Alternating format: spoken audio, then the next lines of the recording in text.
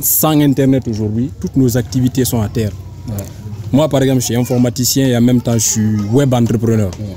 Donc, tout ce qui est lié au web, à l'informatique, c'est ce que je fais, c'est ma vie.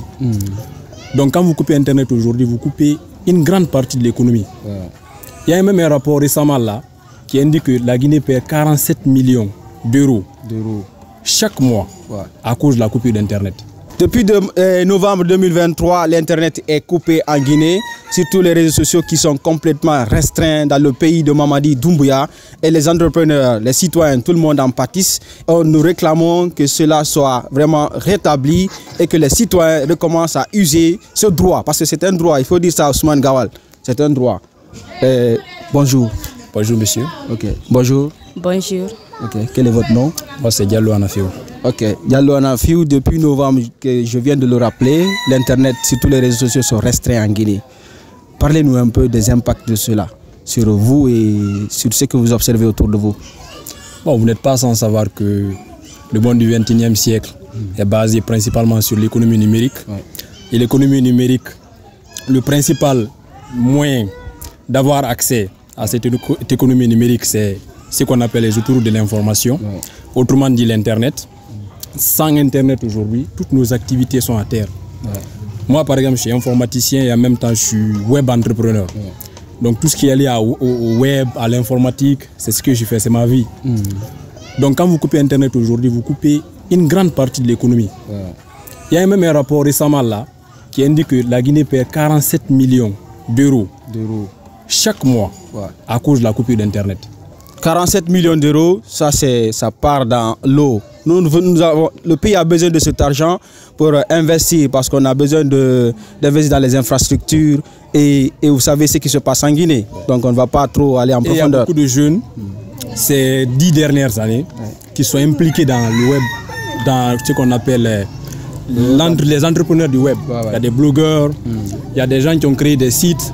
Je pense notamment à, par exemple, Bien Facile. J'ai même vu le post de Mori Konaté hier, le DG de Bien Facile, qui sous-entendait même qu'il voulait s'installer en Côte d'Ivoire. Parce que bon, lui, en fait, il voulait vivre le rêve guinéen et il démarrait bien. Mais là, maintenant, toutes ses activités sont à terre. Rien ne va.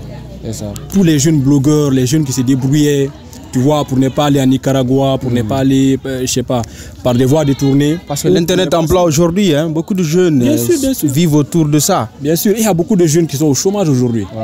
Hein? Nous sommes en train de vraiment de suivre la voie des pays comme Haïti. Ne soyez pas étonnés que demain, que des gamins se mettent à racketter des grands dollars. C'est vrai. Ne soyez pas étonnés. D'accord. On va passer maintenant de l'autre côté. Et Hadja Djami, vous avez suivi Anafiou et vous aussi, qu'est-ce que vous avez à dire par rapport à la restriction des réseaux sociaux, surtout l'Internet, disons l'Internet? Moi, je dirais, ce qui se passe, c'est pas bon. Parce que, par exemple, moi, je suis élève. Vous voyez, j'ai besoin de l'Internet, mais il n'y a pas de réseau actuellement. Par exemple, je dois faire un débat ces jours-ci, mais je ne sais pas où faire mes recherches. Je n'ai pas de réseau ni rien, la connexion, il n'y a pas de connexion. Tout parce que, tout simplement, nous sommes en Guinée. Si c'était de l'autre côté, il n'y aura pas ça. C'est parce que nous sommes en Guinée, c'est pourquoi. Donc, nous devons réclamer nos droits. Oui. C'est ça. Maintenant, Anafiou, comment tu vois cela? Est-ce que tu comprends réellement cette décision de l'État? Comment tu vois cela? Est-ce que c'est juste ou est-ce que réellement c'est normal de le faire et que ça perdure ainsi plusieurs mois?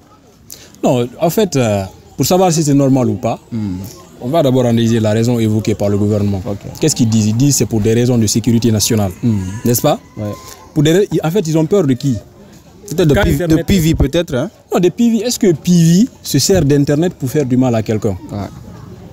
Est-ce que PV se sert d'Internet pour faire du mal à quelqu'un? Quand on coupe les réseaux sociaux, c'est juste, on empêche juste la population de communiquer, de travailler. PV est caché là où il est. Au moins, si on passait par d'autres voies pour nous parler de sécurité nationale, par exemple, il y a la division dans le pays, il y a la haine, tu vois, des messages, là on peut comprendre. Mais là, ça fait combien de mois? Ce que moi je comprends, c'est que c'est des gens qui veulent juste bâillonner le peuple, nous empêcher de nous exprimer, de nous coordonner. Tu vois, non? C'est juste ça, ils veulent juste s'éterniser au pouvoir, quoi. D'accord. Il n'y a aucune raison valable.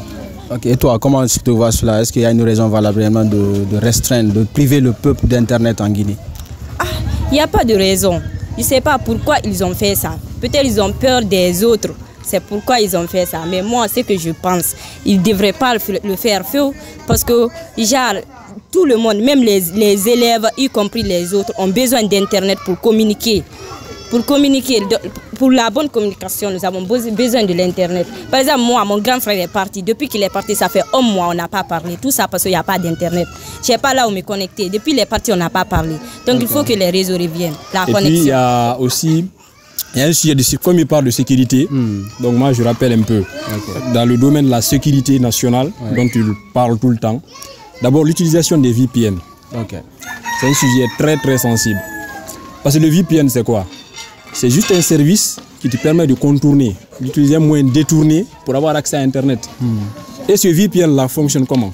Par exemple, moi je me connecte. Si je me connecte sans VPN, je vais par exemple lire une vidéo sur YouTube. Je vais directement, je pars chercher la vidéo sur YouTube. Mais quand il y a un VPN, c'est que le VPN sert d'intermédiaire entre YouTube et moi. Maintenant, qui sait ce VPN là? C'est détenu par qui? Qu'est-ce qu'ils en font? Donc ça veut dire le VPN a toutes tes données, quoi. Tout ce que tu fais, sur les réseaux sociaux, le VPN détient tes informations. Détient tes informations, le VPN a le contrôle de ton téléphone. Total. Et qui c'est qui est derrière ces VPN là? Donc ça veut dire que les VPN n'ont pas uniquement des avantages, il y a aussi des inconvénients. Oui, forcément. Il y a beaucoup d'inconvénients. Donc l'État aussi, parce que s'il se restreint en Guinée, ça veut dire que les services de l'État, les plateformes de l'État aussi, sont concernés parce qu'ils utilisent aussi des VPN. Oui, en fait, dans ce cas-là, les plateformes de l'État peuvent être concernées ou pas.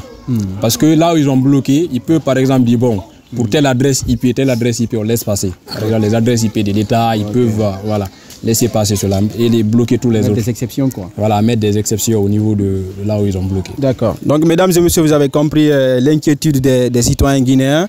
On a besoin vraiment d'Internet dans ce pays. On a des ministères des télécommunications et de l'économie numérique. Économie numérique, ça veut dire quoi? S'il n'y a pas Internet, les plateformes digitales ne fonctionnent pas. Alors, monsieur le ministre Ousmane Gawal, s'il vous plaît, essayez de rectifier cela et de redonner au peuple son droit d'avoir accès à Internet. Libérez Internet. Libérez Internet. Libérez l'Internet.